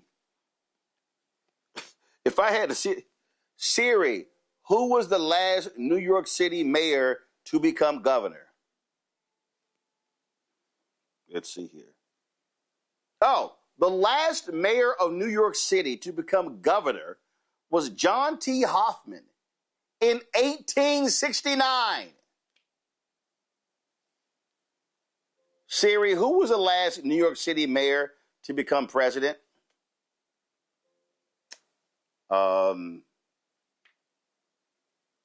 Let's see. I'm sorry. No mayor of New York City has ever gone on to become president of the United States. Do y'all see what I'm saying here? Do you now understand when these people are telling you, oh, so-and-so is the future of the party, they are projecting some BS, and then they all run along with it. And so then Politico, then Axios, then Notice, then Wall Street Journal, and the New York Post. And they all run with this story, and it's bullshit. It's not based upon reality. But what they want to do is they want to frame the narrative and control the narrative. And that, to me, is nonsensical. It gets on my nerves, and I just think it's unbelievably stupid. Let me go to my panel. Mikongo, I want to start with you. And, I mean, it really does get on my nerves when producers and hosts, and they just don't leave those two places, and they see the entire world. And I'm telling you, and I need people to understand, in those newsrooms, I'm telling you right now, in these cable news and broadcast newsrooms, the producers, the executives, they do not wake up in the morning and say, oh, okay, I'm going to read the Detroit Free News, the Detroit News, the Detroit Free Press. I'm going to read the Charlotte Observer. I'm going to read the New Orleans Times-Picayune. I'm going to read Mississippi Today. I'm going to read the paper in Memphis. I'm going to read. No, they don't do any of that. So they're not getting a national view of what's happening. In fact, I remember, Mikongo, Obama gets elected 2009. We have a significant financial crisis. And I was in Columbus, Ohio, giving a speech. I think it was around MLK or Black History Month. And they were talking about canceling their rookie cadet class because they didn't have the funds. And so when the stimulus package was passed under Obama Biden, money in there restored that cadet class. But I remember before that got passed, I remember going back to CNN and telling Campbell Brown and her team about that. And I was like, yo, y'all really need to get Michael Coleman, the mayor of Columbus, on the show to talk about the impact of this economy on his budget. They were looking at me like I was crazy. And I was like, how about y'all not talk everything out of D.C.? Well, what happens when the stimulus gets passed and they restore the class, all of a sudden it's like they're talking about, the stimulus bill, this is one of the things they paid for. And I'm kind of like, y'all could have been like 4 months ahead of the game if you listen to me. They don't lead. They think everything revolves around New York City and Washington, D.C., and it doesn't. And it's extremely frustrating. I'm right there with you. I knew it when you came back from the break. I hope you aired it. It's one of the segments you clip because people need to see this. The way that they build up Mamdani, and again, like you said, it's not about any beef with him, but Mamdani couldn't win in Texas for a Senate seat, and Tallarico couldn't win in New York. Most like, the Democrats, you get people who are right for the areas that they're in. We've had Mayor Brandon Scott, Baltimore. Look at what he's doing with education and crime reduction in Baltimore. You had the mayor of Newport News last week as well. And so there are so many incredibly powerful stories that could be told about mayors across this country. I would add, in addition to you saying they're not reading the different newspapers, they're also not traveling to go and seeing these places. So how in the hell are they going to know in any way, shape, or form? And one of the things with Mamdani, I think it's also like a little bit of fool's gold in terms of the way they're building him up, because you're dealing with somebody who can never run for president because he's a naturalized citizen. And so I feel like there's going on that level as well on the back end. But you're absolutely right. There are incredibly powerful stories of Black mayors across this country, some who are new, some who've been doing this for a while, who have incredible records that they can run on. But people are always about the person of the moment, the hero of the moment. And that right now, as it relates to mayors, it's Mamdani. Right now, as it relates to Senate candidates, it's Tallarico. And Black folks continually get ignored for the incredible work that they're doing at all of the levels where they have representation and leadership right now. Well, to that point, and let me be real clear, Derek, I have been very consistent with this. I think it is stupid when media outlets go, so-and-so is a rising star. No, you have to win. So State Representative James Tellerico is not a rising star in the Democratic Party because he hasn't won. Beto O'Rourke was not a rising star in the Democratic Party because he hadn't won. I remember when it was Huffington Post or Politico, they were touting rising star Congressman Arthur Davis. And I'm like, why y'all calling him a rising star? And then he voted against the Affordable Care Act. His ass got trounced running for governor. He started running. He started running for all sorts of offices and kept losing. And I was ripping him left and right. But I just thought it was just dumb, this rising star. No, you need to win. You need to win. Guess what? Congresswoman Alexandria Ocasio-Cortez, okay, never met her. I thought I was going to meet her in Montgomery, but she quickly left. And so rising star. No, she's a member. She won. She's a member of Congress. But the bottom line is, if she runs for the United States Senate, different ball game if she wins. If she runs for president, let's see what happens.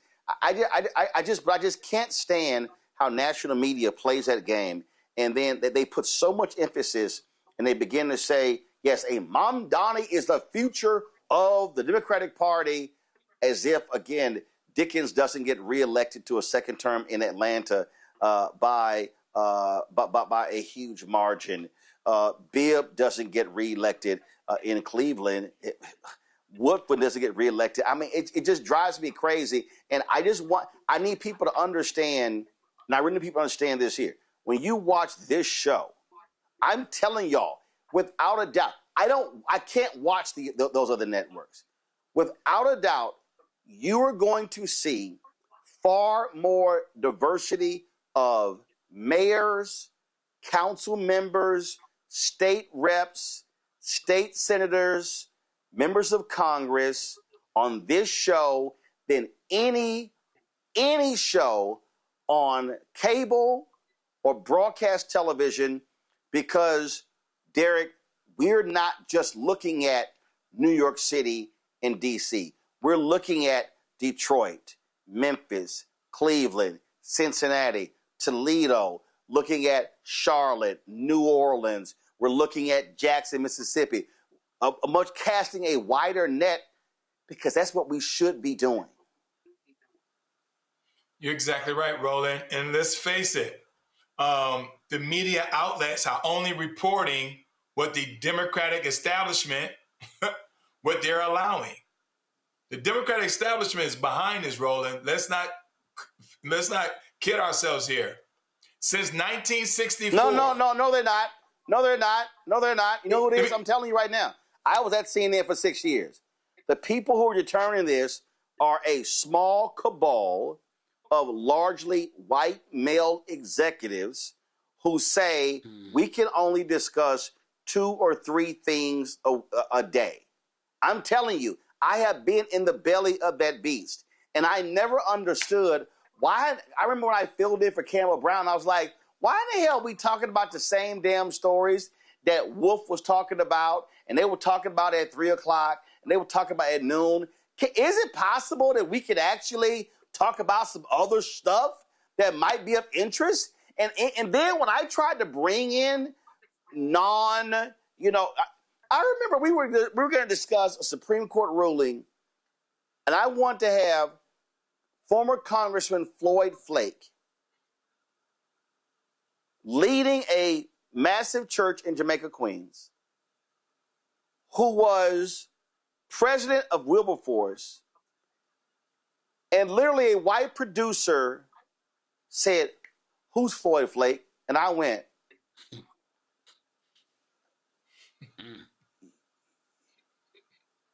"You live in New York City, and you know who Floyd Flake is?" They wanted, I forgot who they wanted. And I was like, okay, if we're going to talk about education, talk to that guy. It was the dumbest thing. It was unbelievable how they would look at me like I was nuts when I was introducing people knowledgeable on the issues but it was people they did not know. That's my problem. This is a mainstream media driven deal when they decide who is important and who isn't. So based on that point, with all these billionaires who are now purchasing these media outlets and networks, Roland, I don't think it's going to get any better, right? You got these high-tech billionaires who are going to start putting in their selected individuals, and now you're going to have Fox Network on steroids at CNN, MS Now, and all these other major outlets. The only reason why I was suggesting the approach I was making is that when Hakeem Jeffries, the minority leader, gets on that podium, he can say, as the minority leader, and say, this is, Jasmine Crockett is our rising star, not Tellerico. She's a duly elected sitting congresswoman running for the United States Senate. She is our candidate. So that's what I meant by we can push back as those of us who are elected can say who, when we get on platforms, the beautiful thing, that's the reason why I always tune in on election night on the Black Star Network, your program, because you give that unvarnished perspective on election night versus when these billionaires who are starting to take over these major networks, Roland, if those individuals don't follow the script, they're going to find themselves, with their own program like Don Lemon and others who are starting to. So that's the point I was about to make. I mean, listen, first of all, an individual can decide who they want to endorse, all of that. I get all of that. No, what I'm talking about is, again, how they cover. For instance, the last week, you have seen massive coverage of Graham Plattner. You have not seen the same coverage of Ken Paxton. Right. You haven't. That's right. And so all I'm saying is I just want the audience to be very careful when they say this is the future of the Democratic Party. That's why I laugh anytime I see these people and they say that and again, this is no shade against AOC, when they say, I forgot, it was somebody was like, AOC and Bernie Sanders, they're running the Democratic Party. I'm going, no, they're not. I'm sorry. Can you show me how many bills of Bernie Sanders and AOC that have actually gotten passed?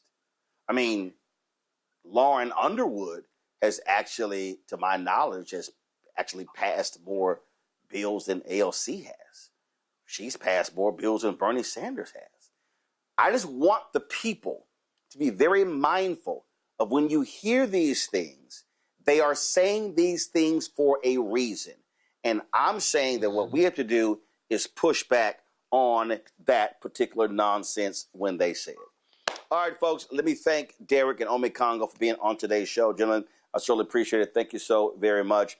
Folks, I am here in Atlanta. Ward Dunn, former NFL player, played for Tampa Bay Bucks, played for the Atlanta Falcons, has an annual celebrity golf classic. His charity does a lot of work in providing furniture and other resources for families who have homes built by Habitat for Humanity. You might remember the story of his mother, a police officer, murdered in the line of duty in Baton Rouge. And he's really has had a focus on helping people become homeowners. Now they are expanding what they are doing by focusing on the physical health and the mental health of these families that they help. Well, last night they had the pairings party. And so I got a chance to be there, help them with the auction, raise some money. Today was the golf tournament. Later we'll show you some of the sights and sounds from the golf tournament. But just wanted to have tonight, though, you can hear from Ward Dunn talking about the great things that he's doing here in Atlanta with the Ward Dunn charities. Here another year for the golf tournament. For folks who don't know, this is not just about playing golf. It's really providing resources for folks in need. Yeah. For me, though, it's really here to help raise money for my Homestead Holidays program, but also now we want to educate people on our SCOPE program that we have, overall brand of health and wellness, where we have Health is Your Wealth, get the families to get out and get their biometrics, work out, growing vegetables in their backyard, cooking healthy meals at home, financial health, where our Count on Your Future program, where we say if you invest in yourself, we will invest in you. We're helping them start a savings account. And I'm always stressing needs versus wants, and also mental health, Betty's Hope, where we're trying to help kids and family have a balance on every day, how they respond to adversity, trauma. So for me, we can create healthy minds, healthy bodies. We create healthier communities through our SCOPE program. With our Homestead Holidays and SCOPE, that's really the wraparound support services. And all of that really started that's how I grew up. We were a community, everyone knew each other. We were always outside. Times have changed, and technology has changed a lot of things, but at the same time, I love that community feel, and I just want to be able to help individuals and families with impacting the community in a positive way. So, when was that point when you say, we need to expand this beyond just providing, the furniture and things along those lines? So, what really led to that? Well, I think over the years, you start to see how can I help eliminate a lot more issues, but also in the homes now, we give the down payment assistance and we fully furnish it, but we also cater the homes to the family's liking with their favorite colors, themes, and those things. And so we wanted to all you got to do is bring your clothes. And for me, I just wanted to be able to really help all families get off to a true fresh start, but I also know that my SCOPE program is a part of my journey and how I was raised and the things that I went through and how I really utilize needs versus wants, how, you gotta eat healthy to take care of yourself, to live longer. You gotta work out, do those little things. I think everything that I'm talking about when it comes to SCOPE, it's a part of my journey, that things that I've been through that I can relate, that I know that it impacted in my life and made who I am today, who I am.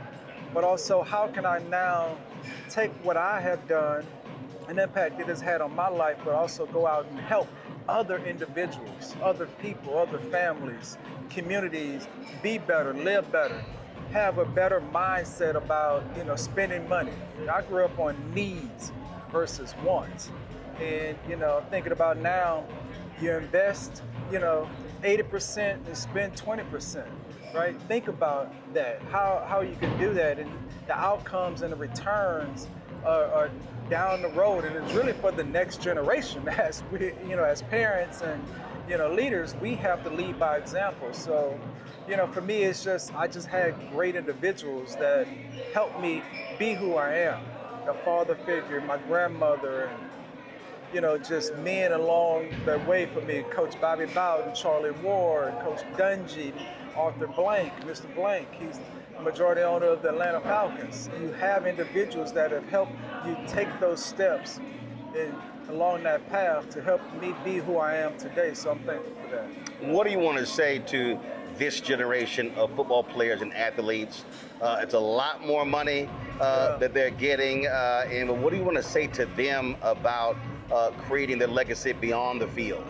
Well, you can't just think about the money. You gotta love the game, right? But think about what do you want to be passionate about, right? What is something that brings passion, that drives you, that motivates you? For me, you wake up every day. It's not work to me. It's just something I do because I enjoy doing it, and I don't get paid for it. I've been doing it. The first 5 years I started this program, I just wrote the check out of my pocket. The first 6 years I just wrote the check out of my pocket, just helping individuals. Because in reality, it's not about me. It's not about all the money. It's about the impact that I can make. And I would tell these young guys, it's like, you want to impact the community, set a legacy, then you're not going to think about yourself. You're not going to think about, fancy cars, fancy shoes, clothes, all those things. You're going to think about, what can I do to impact and change a life that's going to make someone else's life, another kid, live better? Because we all have been through journeys, and you think about our journeys, we've had people in our lives that have helped mold us, that directed us. And nobody's 100% perfect. No one's going to always be right. But it's like, who are you going to surround yourself with as individuals, right? You're going to have people in your circle that's going to push you and help you be better, or tell you when you're wrong, to help you get back on the right track. And that's the type of individuals, company that you should want in your life, they're going to always be real with you, not tell you what you want to hear, but tell you what you need to hear so that you're taking those steps and being better. So that next gen, it's hard work, commitment, it's sacrifice, and that's one thing I always tell guys: what are you going to sacrifice to be great? What are you going to do that's going to be different? And for myself, during that journey, I sacrificed a lot. I gave up a lot of stuff to take the steps to get where I'm at today. It's like, how can we try to explain to these guys that all the money in the world, that's great, but is that going to make you a better person? What's going to make you be the best human being is really caring not just about yourself, but your community, people around you. How can you help someone else? And that's going to have more of a lasting impact than anything that we could ever do. All right, out of all the celebrities you had through here, who would you say is the best golfer? The best golfer? Woo, that's a tough one right there, because, all you guys are up and down. I know there's one guy, his name is Roland Martin, and he hit a lot of people out on the golf course. Now, don't get cut. We know that didn't happen. No, I'm just messing with you. You've had Bo Jackson, Sterling Sharp. Yeah, Sterling. Yeah. No, I've had some really, really good guys, but I think Sterling is a pretty good golfer. Fred McCrary, that's all he does. He golfs all the time. I know. I just had a lot of really good guys over the years that have played in the tournament and that have come out and they put on shows. Doesn't mean their team win, but they actually did their part, and it really, their group enjoyed themselves. And on the golf course, you want to win, but at the same time, you really want to engage your group, right? Yep. Engage them and have a great time together, and really just, you guys are talking, laughing, enjoying each other, because those are memories that you're making for, 4, almost 5 hours on the golf course that I think gonna last, gonna impact people in a positive way. So I don't need guys to be the best golfers in the world. I just need guys to be good golfers. You don't want them to hit anybody, but you want them to really go out and engage and just really, build those relationships, because you just never know where those relationships go. Absolutely. Well, I saw you at the Chris Tucker golf tournament 3 years ago. You like, man, I want you to play in my tournament.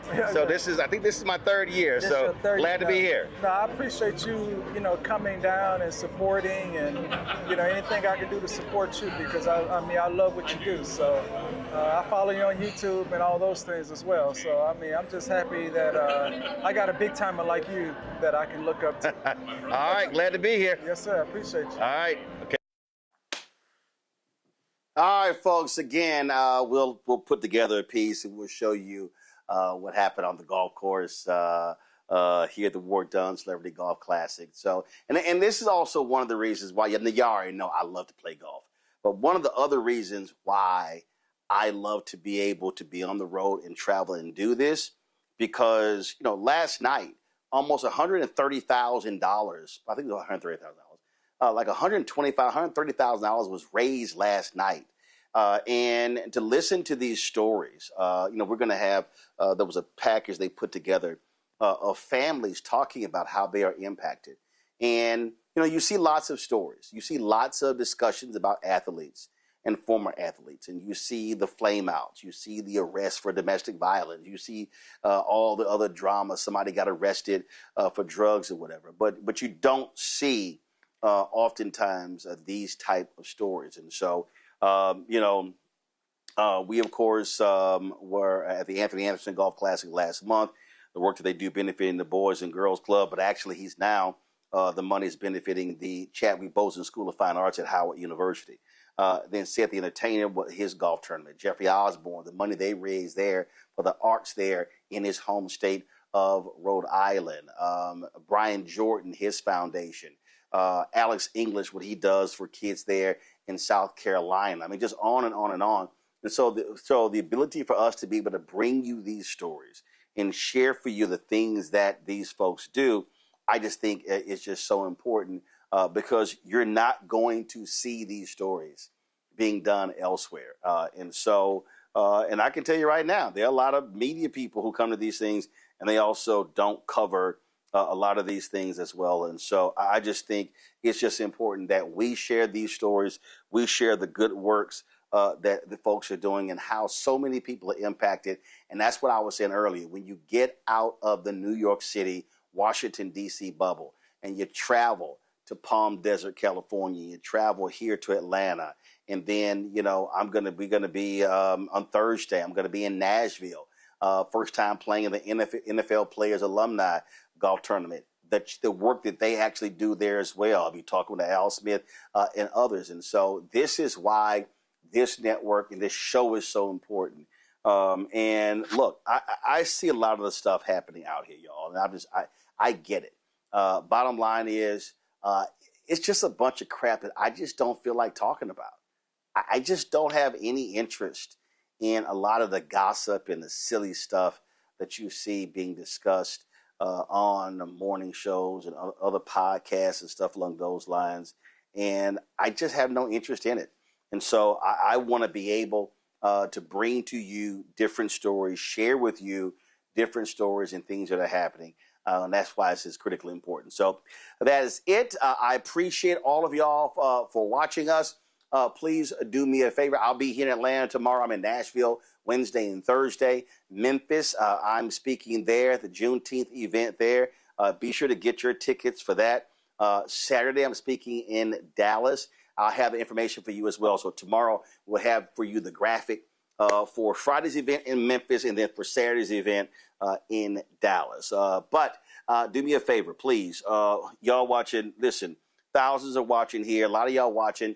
And listen, support what we do. Subscribe to our YouTube channel. Y'all sitting here. I see y'all comments right now on YouTube. Y'all should be hitting that like button, okay? We should have way more likes than what we have right now. But your financial support is really important. And, I hear somebody say, man, here you go, always begging. But guess what? Asking you shall receive. Don't ask and you damn sure won't receive. But listen, your support is vital. I'm telling you right now. You don't have millionaires and billionaires. I was reading where the Daily Signal, Ben Shapiro's company, they got started with $4.7 million from a Republican super donor out of Texas. Almost $5 million. PragerU, same thing. Started with $7 million, which allowed them to go on to raise $22 million their first year. We haven't received $22 million in 8 years. So I just want y'all to understand what we're up against when we're battling these right-wing people. So please support the work that we do. Join our Bring the Funk fan club. You want to contribute via Cash App, use the Stripe QR code. You see it right here on the screen. If you're listening, go to blackstarnetwork.com. You can use that QR code for credit cards as well. Checks and money order, make it payable to Roland Martin Unfiltered, P.O. Box 57196, Washington, D.C., 2003 7-0196. PayPal is paypal.me/R Martin Unfiltered. Venmo is venmo.com/RM Unfiltered. Zelle, you can pay Roland at RolandSMartin.com, Roland at RolandMartinUnfiltered.com. Download the Black Star Network app, Apple phone, Android phone, Apple TV, Android TV, Roku, Amazon Fire TV, Samsung Smart TV. Be sure to get our Roland Martin Unfiltered Black Star Network swag. That's right, hats, t-shirts, mugs, all that good stuff in there. Y'all get it? Hey, post it on social, tag me, and I'll show it on the air. Go to shopblackstarnetwork.com. If you also want to support the black-owned companies that we have, we support more than 50 products that are on our website. Go to shopblackstarnetwork.com. blackstarnetwork.com. All those products you see in our studio, those are all black-owned products on our marketplace segment. Download the app Fanbase. Follow me at Roland S. Martin. And, of course, do me a favor. Watch every Tuesday, of course. Tomorrow, we stream new episodes of A Balanced Life, Reverend Dr. Jackie Hood Martin. And so you'll check that out every Tuesday. Hits at 11 a.m. Eastern. Then we restream it after my show. Then, of course, every Wednesday, The Other Side of Change with Bria Baker and Jamira Burley. Then, of course, every Thursday, Second Opinion with Dr. Ebony Hilton. That's every single Thursday. Then, of course, The Black Table with Dr. Greg Carr, as well as Roland's Book Club. Those stream on Fridays. And, of course, every day, The Breakdown, Brittany Noble, streams every day at noon Eastern. So those are all the shows that we have here on the Black Star Network. Folks, that's it. Hope y'all have a great night. Go Spurs! Yes. That's right. Donald Trump is screwing everything up. He's going to be at the game tonight, as he always does, screw stuff up. But it's so it goes. All right, y'all. I'll see y'all tomorrow right here. Roland Martin Unfiltered on the Black Star Network. Holla!